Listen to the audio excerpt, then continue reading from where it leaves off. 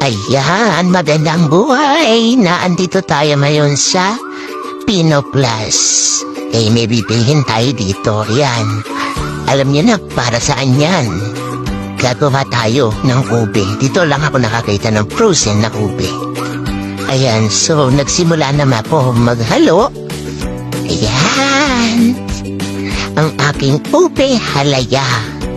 Ayan, so hindi ko alam kung bakit hindi kulay ubi yan, pero sa personal po ay kulay ubi yan. Siyempre, nilagay ko po dyan ay gatas na malapot, malabnaw, asukal, may cheese na rin po yan, at saka siyempre, ang pampabango, ang vanilya.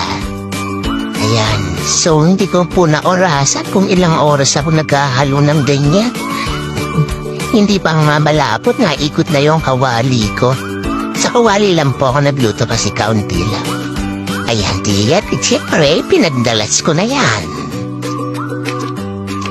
Ayan na po. So, yung pong ganyang itsura, malapit na pong maluto yan. Dahil humihiwalay na po ang ube sa akin pamhalo. Nakailang halo po po, ilang minuto pa po yata yan bago ko siya hinamo.